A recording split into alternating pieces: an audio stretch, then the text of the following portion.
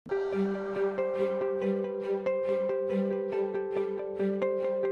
స్వస్థత ఆ యేసు నామంలో ఉన్నటువంటి శక్తి మనకు ఉంది కాబట్టి ఈ రోజున మనం ఏది వచ్చినా ఏ పరిస్థితులు వచ్చినా నిశ్చింతగా మనం ఉండగలుగుతాము. హల్లెలూయా. అంటే ఇక్కడ వచనాలన్నింటిలో కూడా ఈ వాక్య భాగాల్లో కూడా మీరు చూస్తే ఏమైనా కొంచెం జాగ్రత్తగా ఉండటం మంచిది. మాట్లాడే విషయంలో యాకోబు అంటాడు, యాకోబు రాసిన పత్రికలో 3వ అధ్యాయం 5, 6, 7, 8 ఒక చొరక అంటిస్తున్నాడు. మీరు మాట్లాడే ముందు ఎలా ఉండాలో, మీ మాటలు ఎలా ఉండాలో, మీ పెదవుల నుంచి ఏ మాట రావాలో, మీ ఆలోచనలు ఎలా ఉన్నాయో దాన్ని చెప్తూ అంటాడు కదా యాకోబు 3వ అధ్యాయం 5. అలాగనే నాలుక కూడా చిన్న అవయవమైనను బహుగా అదిరిపడును, అది కొంచెము నిప్పు ఎంత విస్తారమైన అడవిని తగలబెడుతుంది. నాలుక అగ్నియే. నాలుక మన అవయవములతో ఉంచబడిన పాప ప్రపంచమై సర్వ శరీరమునకు మాలిన్యము కలుగ చేయుచు ప్రకృతి చక్రమునకు చిచ్చు పెట్టును, అది నరకము చేత చిచ్చు పెట్టబడును. మృగపక్షి సర్ప జలచరములతో ప్రతి జాతియు నరజాతి చేత సాధు కాజాలును, సాధు ఆయన గాని ఏ నరుడును నాలుకను సాధు చేయ నేరడు, అది మరణకరమైన విషముతో నిండినది, అది నిరర్ఘలమైన దుష్టత్వమే అంటాడు. కామైపోతాం ఈ మాట చదవగానే. సామెతలు 10:19 మీరు చదివితే విస్తారమైన మాటల్లో దోషం ఉండకు మానదు, తన పెదవులను మూసుకునేవాడు బుద్ధిమంతుడు. విస్తారమైన మాటల్లో దోషం ఉండక మానదు. చూడండి, ఎక్కువగా మాట్లాడేవాళ్ళు దేవుని గురించి కాకుండా వేరే మాట్లాడే మాటలు వినండి, ఎంత దోషం ఎక్కువ అవుతుందో. కొంతమంది ఏమో ఎక్కువ మాట్లాడితేనేమో వసపెట్ట వాగుతానే ఉంటారు. దేవుని గురించి చెప్పండి, విసుగు పుట్టేటట్టు చెప్పండి, నష్టమేం లేదు. కానీ మనం లోక సంబంధమైనటువంటి మాటలు మాట్లాడటం వల్ల అది చాలా ప్రమాదకరమైనది. ఒక రాజకీయం గురించి ఎక్కువ మాట్లాడకూడదు, లేకపోతే కొన్ని వ్యతిరేకమైన మాటలు ఎక్కువ మాట్లాడకూడదు, లేకపోతే విస్తారమైనటువంటి సంభాషణ పెట్టుకుని లేనిపోనివి ఒక మాట చెబితే ఈ మాటల్లో పడి సమయాన్ని కూడా సమన్వయం పాటించకుండా, సమయాన్ని పాటించకుండా వ్యర్థం చేసేవాళ్ళు ఎంతో మంది చూస్తూ ఉంటాం. Waste of time. ఈ రోజులో మనకి మాటలు పోతే ఈ రోజున ఫోన్లు ఎక్కువైపోయింది. ఒక రీల్లోకి వెళితే ఒకదాని తర్వాత ఒకటి కాసేపు మేడ నెప్పెట్టేటట్టు చూస్తాం, లేకపోతే ఆ వీడియోస్, ఆ పాటలు, లేకపోతే ఆ రాజకీయం సంబంధించినవి, లేకపోతే ఆ ప్రసంగాలు, ఇవన్నీ చూడటానికి అలవాడిపోయిపోయాం, వినడానికి అలవాటు కానీ దాని ఆచరణలోకి వచ్చేటప్పటికి ఫెయిల్ అయిపోతూ ఉన్నాం. అందుకని ఇక్కడ ఏమంటాడంటే విస్తారమైన మాటలో దోషం ఉండక మానదు. జోఫరు యోబు స్థితిని తప్పుగా ఎత్తి చూపుతూ వర్ణిస్తున్నాడు. న్యాయస్థానంలో ప్రతివాది తరపున వాదించే న్యాయవాదిలాగా, వాది వ్యాజ్యములోని విషయాన్ని బట్టి కాక తర్కముతో కూడిన న్యాయవాదులు న్యాయాన్ని వాదించాలి కానీ తర్కంగా వాదిస్తే పక్కన పెడతాడు జడ్జి, ముందు ఆఫ్ చేయమంటాడు, ఆ వాదన సబ్జెక్ట్లోకి రమ్మంటాడు. ఇతను సబ్జెక్టుగా కాకుండా వ్యతిరేకంగా మాట్లాడుతూ వస్తున్నాడు. చూడండి, అసలు ఎంత విచిత్రం అనిపిస్తుందండి ఇవన్నీ చదువుతుంటే. విషయాన్ని బట్టి కాకుండా అతడున్న స్థితిని చూపిస్తూ దాడి చేస్తున్నాడు. లోపల ఒకటి ఉంటుంది, వాళ్ళకి ఏదో ఒక ఉద్దేశం ఉంటుంది, వాళ్ళకి ఒక ఎజెండా ఉంటుంది, వాళ్ళకి ఏదో కొన్ని ఆలోచనలు ఉంటాయి. అవన్నీ మరికొన్ని వ్యక్తుల మీద, కుటుంబం మీద, వ్యక్తుల మీద రుద్దటానికి ఆ వ్యక్తి చేసే ప్రయత్నం అన్నమాట. ఆ వాదోపవాదాలు, లాజిక్ థింగ్స్ ఉపయోగిస్తూ ఉంటారు, తర్కవాదాలు అనమాట. తెక్క పుట్టినప్పుడు తర్కవాదాలు ఎక్కువ చేస్తూ ఉంటారు. ఆ మాట కూడా ఉంది, ఎక్కడో చూసే నేను. నువ్వు మాట్లాడే మాటల్లో ఏముందో అది కూడా చెప్తాడు. యోబు తన ఉపదేశం నిర్దోషమైందని చెప్పలేదు, కానీ తనకు శ్రమ సహించే బలం లేదంటున్నాడు అక్కడ. ఇది యోబు మాటలను అసలు అర్థం చేసుకుంటలేదు. ఏమన్నాడు? 6వ అధ్యాయం 11వ వచనంలో ఏమన్నాడండి యోబు? నా బలము ఏ పాటిది, నేను కనిపెట్టుకొనుటయ్యాలా, నా అంతము ఏ పాటిది, నేను తాళుకొనుటయ్యాలా, ఇవన్నీ చెప్పుకొచ్చాడు. అంటే నేను సహించలేని ఈ సమయంలో ఈ శ్రమను సహించలేకపోతున్నాను, ఈ బాధను తట్టుకోలేకపోతున్నాను, ఈ కష్టమును నేను అంటే తనకు జరుగుతున్న దాని గురించి పూర్తి అవగాహన లేదని. 7వ అధ్యాయం 15వ వచనం 20వ వచనంలో కూడా అంటే యోబు తాను పవిత్రుని చెప్పుకోలేదు కానీ తాను యథార్థవంతుడని, నిర్దోషిని చెప్తున్నాడు. ఇక్కడ అక్కడ ఏమంటాడు? పూర్తిగా ఇక్కడ చూస్తే ఏమో ఎక్కడైనా పొరపాటు చేశానేమో, ఎక్కడైనా పాపం చేశానేమో అది చూసుకున్నట్టు మన ముందున్న అధ్యాయాల్లో మనం చదివాం. కానీ ఇక్కడికి వచ్చేటప్పటికి తాను మాత్రం యథార్థతను మాత్రం నేను విడిచిపెట్టలేదు, నేను ఏ పాపము ఏ తప్పిదము చేయలేదు అనేది ఖచ్చితంగా చెప్తున్నాడు. అదిగో మనం అలా చెప్పగలగాలి. శ్రమలో, బాధలో, కష్టంలో ఉన్నప్పుడు ప్రభు అంటాడు ఒకసారి శిష్యులతో, నాలో పాపం ఉన్నదని మీలో ఎవరైనా చూపించగలరా, స్థాపించగలరా అన్నాడు. ఎంత డైరింగ్ అండి అసలు అది. నాలో పాపం ఉన్నదని మీరు ఎవరైనా చూపించగలరా అన్నాడు. ఈరోజు మన వాళ్ళు తప్పంతా పెట్టుకుని తప్పు లేనట్లుగా చూపించే న్యాయస్థానాలు, దానికి తగ్గట్టుగా డబ్బు, దాని నుంచి బయటపడటానికి మార్గాలు, ఇదే సరిపోతుంది చాలా మంది. చాలా బాధాకరం. అదే సమయంలో పౌలు అంటాడు, నేను క్రీస్తును పోలి నడుచుకున్న ప్రకారం మీరు నన్ను పోలి నడుచుకోండి అంటాడు. చూడండి, ఈ రోజు మనకి ఇదో గొప్ప మోడల్ యోబు జీవితంలో ఉంచి 9:21 నేను యథార్థవంతుడైనను నా యందు నాకు ఇష్టం లేదు, నేను నా ప్రాణము తృణీకరించుచున్నాను, ఏమి చేసినను ఒకటే. 10 కూడా నీవేళ నా దోషం గురించి విచారణ చేయుచున్నావు, నా పాపము ఎలా వెతుకుచున్నావు, నాలో లేదు కదా. 6:29 కూడా న్యాయం లేకుండా నా సంగతి మరలా విచారించుడు, నేను నిర్దోషినిగా కనబడుదును. ఇదే విధానం మనలో ఉండాలి. ఏది పాపం లేనప్పుడు, పాపం ఉంటే లోపం ఉంటే దాన్ని సరి చేసుకోవాలి, దాన్ని గుర్తించాలి, దాన్ని గ్రహించాలి, దావీదు చేసినట్లుగా. అందుకని ఈ వాక్య భాగాల్లో మనం ఈరోజు 4 వచనాల్లో మనం చూసినటువంటి సంగతిని ఇంకా కొంచెం ముందుకు వెళ్ళి చూపించాలని ప్రయత్నం చేస్తాను. జోఫర్ కూడా ఈ బిల్దదు ఎలీఫజులతో పూర్తిగా ఏకీభవిస్తున్నాడు. యోబు ఘోర పాపం చేశాడని, అతని మాటలు వ్యర్థ ప్రలాపాలలాగా ఎగతాళి మాటలాగా ఉన్నాయని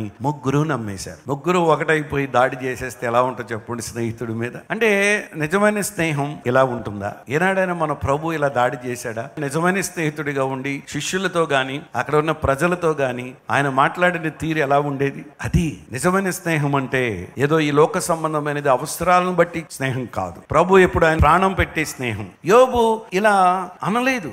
యోబు అన్న కొన్ని మాటలకు అర్థం జోఫర్ యొక్క భావాన్ని ఇక్కడ చూపిస్తూ ఉన్నాడు. మనకు అర్థమయ్యే రీతిలో మనకు అర్థం కానప్పుడు మౌనంగా ఉండాలి, కానీ మనకేదో తెలుసున్నట్లుగా దేవుని పక్షంలో మాట్లాడే వారంగా మనం ఎన్నడూ ఉండటానికి వీల్లేదు. అంటే ఇక్కడ యోబు తనకున్నటువంటి గిల్టీని, తనకున్నటువంటి తప్పిదమును వాళ్ళు గుర్తించి ఈ ముగ్గురు ఆరోపణలు చేస్తూ ఉన్నారు. 5-6 వచనాల్లో దేవుడు నీతో మాట్లాడిన మేలు, ఆయన నీతో వాదించిన మేలు, ఆయనే జ్ఞాన రహస్యములు నీకు తెలియజేసిన మేలు, అప్పుడు జ్ఞానము నీ యోచనకు మించినదని నీవు తెలుసుకుందువు, నీ దోషములో అధిక భాగము దేవుడు మర్చిపోయి ఉన్నాడని తెలుసుకొనుము అన్నాడు. ఇక్కడ కనికరము చూపించవలసినటువంటి ఈ వ్యక్తి ఇక్కడ ఏమంటున్నాడంటే, జోఫర్ నిరాశలో ఉన్న సమయంలో యోబు బాధను కలిగించే వ్యాఖ్యలు చేస్తూ ఉన్నాడు. ఇక్కడ అంటే దేవుని సన్నిధికి వెళ్ళినటువంటి వ్యక్తి ఇలా ఉండకూడదు. That Job received a reprieve from even more punishment. అసలు నీకు ఇంకా అధికమైన బాధ కలగాలి, అసలు ఇది సరిపోదు, నీకు ఇంకా బాధ కలగాలి. బాధలో ఉన్న వ్యక్తి దగ్గరికి వెళ్ళి మనం అంటే ఎలా ఉంటుందండి? అలా అనవచ్చా అసలు? అట్లా కానీ మనం ఎన్నడూ దానికి తావివ్వకూడదు. Is misguided belief that he was helping Job. తాను ఒక విచిత్రమైనటువంటి సహాయం చేస్తున్నానని చెబుతూ అబద్ధాలను వ్యాప్తి చేస్తున్నాడు, లేనిపోని వాటిని ఇంకా అధికం చేస్తూ ఉన్నాడు. ఎలా ఉంటుంది ఇటువంటి పరిస్థితిలో? అందుకే నీవు దాన్ని ఒప్పుకో, నీకు ఇటువంటిది జరిగిందని చెప్పి ఆ విధంగా చెప్తూ ఉన్నాడు. అంటే show the same compassion and comfort that God offer you to others. దేవుడు ఎలా ఎటువంటి కనికరమును దాన్ని చూపించాడు అదే చూపించాలి, కానీ దేవుని కంటే ఎక్కువగా మాట్లాడకూడదు. అసలు ఈ వీళ్ళు దేవుని కంటే ఎక్కువ మాట్లాడుతున్నారు, ప్రభు మాటల కంటే ఎక్కువగా మాట్లాడుతున్నట్లుగా మనకు కనబడుతుంది. మన మాటలు, మన తీరు, మన విధానం ఎప్పుడు వాక్యానుసారంగాను, దేవుని యొక్క మాటలుగాను, ప్రభు మాటలుగాను, పరిశుద్ధాత్మ నడిపింపుగానే ఉండాలి, కానీ ఇలా మాట్లాడడానికి వీల్లేదంటాడు. అంటే ఎవరినైనా బాధ పెట్టినప్పుడు వారికి సానుభూతి మరియు ధైర్యం కలిగించేదిగా ఉండాలి, కానీ వాళ్ళకి నష్టం కలిగించేదిగా ఉండకూడదు. Celebrate God's mercy and grace but not a weapon against others.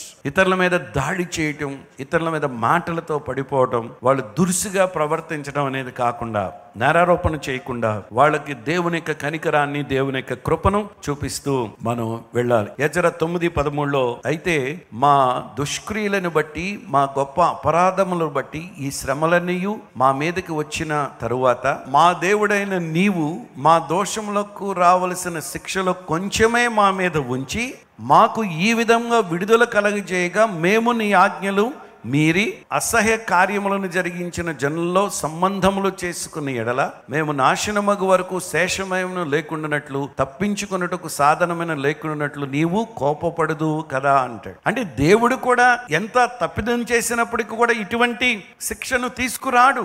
కానీ ఇది ఎందుకు వచ్చిందంటే పరీక్షది. అందుకని ఇక్కడ ఈ విషయంలో మనం గమనించవలసింది ఏంటంటే, ఈ వాక్య భాగాలన్నింటిలో కూడా ప్రాముఖ్యంగా ఈ వచనాల్లో మనం చూడవలసింది ఏంటంటే, జ్ఞానము నీ యోచనకు మించినది అంటాడు. జ్ఞానాన్ని గురించి ఒకసారి విందాం. మనుషులకు గ్రాహ్యమైన జ్ఞానం ఒకటే, మనుషులకు గ్రాహ్యతకు అందని జ్ఞానం ఒకటి ఉంది. మనకి అసలు అందని జ్ఞానం, అందే జ్ఞానం, అందని జ్ఞానం ఉంది, ఒకటి మాత్రం ఖాయం. ఈ మాట ఎప్పుడు నేను చెప్తూ ఉంటాను. అదేమిటంటే, మనకంటే జ్ఞానవంతుడు ఇంకొకడు ఉన్నాడు అనుకోండి, అంతేగాని నాకంటే మించినోడు ఎవడో లేడు అనుకోవద్దు. ఎక్కడో చోట ఉంటాడు. ఒకవేళ అత పరీక్షలోకి నువ్వు వెళితే నాకంటే జ్ఞానం ఎవరున్నారు అంటే బోల్డ్ మంది వస్తారు నీ మీదకి, ఏది నీతో పోటీ పట్టడానికి. దాంట్లో నువ్వు నెగ్గాలి కదా. నీ జ్ఞానము వాళ్ళ జ్ఞానం. కానీ ఈ జ్ఞానము, లోకంలో ఉన్నటువంటి జ్ఞానం మనం చూస్తే ఇక్కడ ఏమంటాడంటే, మనుషులకు కనబడే జ్ఞానం, మనుషులకు గోచరము కాని జ్ఞానం ఉన్నాయని ఇక్కడ చెబుతూ, జ్ఞాన రహస్యములకు దేవునికి మాత్రమే తెలుసు. నీ జ్ఞానం ఎటువంటిది?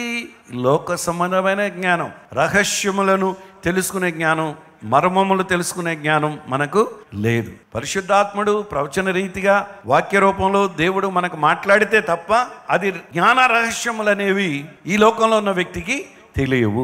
అందుకే పరిశోధన చేస్తూ ఉంటాడు. డిస్కవర్ ఎక్కువ అనమాట. దానిలో ఏముందో, ఇంకేముందో, పైన ఏముందో, భూలోకంలో ఏముందో, లోకంలో ఈ పనంతా పరిశోధన చేయడానికే డబ్బు. అసలు పైన ఉన్న గ్రహాలకు మనకి ఎందుకు చెప్పండి, దానికి అంత డబ్బు ఎందుకు చెప్పండి అనిపిస్తుంది మనకి. కానీ శోధకులు, పరిశోధకులు అనమాట. వాళ్ళు అసలు దేవుడు ఎలా ఉంటాడు, దేవుడు ఎటువంటి వాడు, దేవుడు ఎలా ఉండాలని పరిశోధన చేస్తే బాగుండు. అలా పరిశోధన చేసిన వాళ్ళందరూ దేవుని యొక్క ప్రత్యక్షత పొందుకుని దేవుని సేవిస్తున్నారు. వాళ్ళందరిని బట్టి దేవునికి స్తోత్రం కలుగునుగా.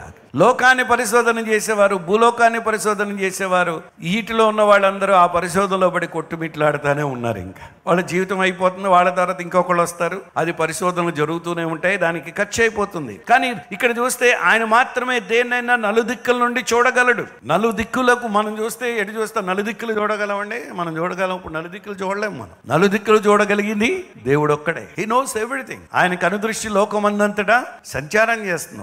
అలా చూస్తే చాలు ఏం జరుగుతుందో ఆయన తెలుసు. ఇంతే కదా మన భూలోకం, ఇంతే కదా. దేవుని దృష్టిలో అది చాలా చిన్నది. గ్రహాలలో భూలోకం చాలా చిన్నది. రెండు వైపుల నుండి చూడగలిగినట్లయితే దేవుడు అతనికి ఈ స్థితి రప్పించినప్పటికీ అతడు నువ్వు చూడలేకపోతున్నావు.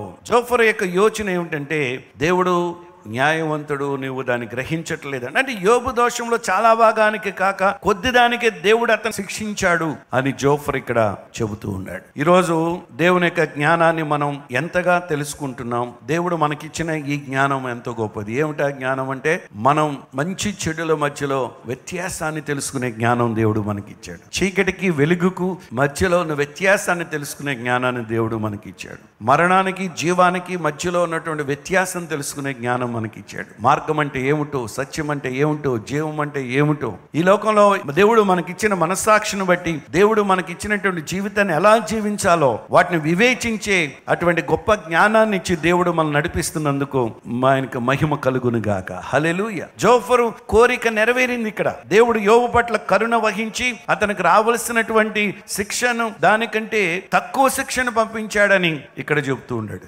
ఇదొక విచిత్రం. కానీ ఈ రోజున మనం అలా వాదించకూడదని ఈ లేఖన భాగాలను బట్టి మనం చూద్దాం. ఇక మూడవదిగా చూస్తే 7, 8, 9, 10 వచనాల్లో చూస్తే, దేవుని గూఢాంశం నువ్వు తెలుసుకునగలవా? సర్వశక్తులకు దేవుని గురించి నీకు పరిపూర్ణ జ్ఞానము కలుగునా? అది ఆకాశ వీధి అంత ఉన్నతమైనది, నీవేమి చేయదు. పాతాళము కంటే లోతుగానున్నది, నీవేమి ఎరుగుదు.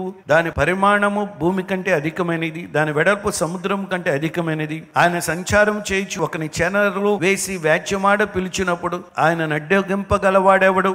ఇక్కడ కూడా ఏమంటున్నాడంటే, ప్రేమను చూపించవలసినటువంటి జోఫరు ఇక్కడ ఏం చేస్తున్నాడంటే, కనికరాన్ని చూపించవలసినటువంటి, న్యాయమును చూపించవలసినటువంటి జోఫరు దేవుని ప్రేమను తప్పుగా చూపిస్తున్నాడు. ఇక్కడ రివర్స్ అంతా. మీరు ఈ మాటలు చదువుతుంటే మీరు దేన్ని చూడాలంటే, యోబు తప్పు చేశాడా? యోబు తప్పును మనం చూడడం అవసరం, ఏ తప్పు చేయలే, అది మాత్రం ఖాయం. మనం చదవలసిందలా అక్కడ ఏమిటంటే, దేవుని గురించి ఏం మాట్లాడుతున్నారు వీళ్ళు. శ్రమలో ఉన్న వ్యక్తి కానీ, శ్రమలో బయట ఉన్న వ్యక్తిని కానీ దేవుణ్ణి ఎలా అర్థం చేసుకుంటున్నారు వీళ్ళు? అదే అసలు ప్రశ్న. ఈ అధ్యాయాలన్నీ కూడా 42 అధ్యాయాల్లో కూడా అసలు అపవాదము దేవుని మీద పోరాటంతో దేవుని మీకు అవమానం తీసుకురావడానికి యోబును పెట్టుకున్నాడు పావుగా, యోబును ఉపయోగిస్తున్నాడు. దేవుడు కూడా ఎవరిని ఉపయోగిస్తున్నాడు? అపవాదికి బుద్ధి చెప్పడం కోసం, అపవాది నోరు మూయించడం కోసం, అపవాదికి మళ్ళీ ఇటువంటి స్థితికి రాకుండా చేయడం కోసం దేవుడు ఎవరిని ఉపయోగిస్తున్నాడు? యోబుని ఉపయోగిస్తున్నాడు. ఈ పోరాటంలో వీటన్నిటిలో ఇదొక ఆట కాదు. మన వాళ్ళైతే పాటి పాటికి పాట రాసేసేవారు యోబు చరిత్ర మీద. దేవుడు ఏ విధంగా ఆడుకుంటాడు, దేవుడు ఈ విధంగా పరీక్షలు పెడతాడు, సైతాన్ అంట, దేవుడు అంట, ఇది యోబు అంట.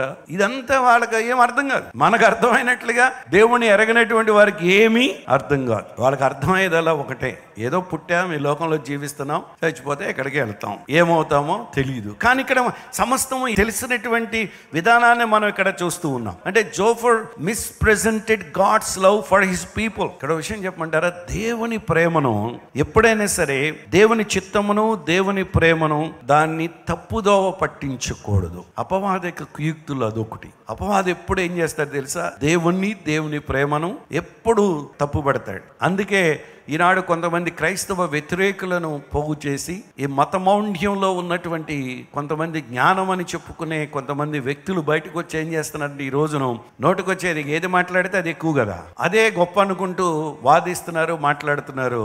అది చాలా ప్రమాదంలో ఉన్నారు వాళ్ళు. ఏ ప్రమాదం అది? రక్షణ పొందాలి, లేకపోతే వాళ్ళు శిక్షణ కొని తెచ్చుకోవాలి. ఆ ప్రమాదంలో ఉన్నారు. అందుకని ఇక్కడ చూస్తే Job was also wrong, question God, but not for the reason. ఇక్కడ యోబు దేవుని ప్రశ్నించడం కూడా తప్పే, కానీ ఆరోపణలు చేస్తున్నప్పటికీ దానిలో ఒక అర్థం ఉంది. అందుకని ఇక్కడ మనం ఈ ఎలీఫజ్ మాట్లాడుతున్న మాటల్లో దేవుని ప్రేమను తప్పుగా చెప్తున్నాడు. Jesus loves for you is beyond full human comprehension. అసలు ఆయన యేసు ప్రేమ పూర్తిగా మానవ ఊహకు అర్థం కాదు, మానవ గ్రహణ శక్తికి మించింది. ఎవరిది? క్రీస్తు యొక్క ప్రేమ. అటువంటి ప్రేమను ఆయన చూపించాడు. దేవుని ప్రేమను ఇక్కడ ఏం చేస్తున్నాడంటే వక్రీకరిస్తున్నట్లుగా, కొంచెం తప్పు పడుతున్నట్లుగా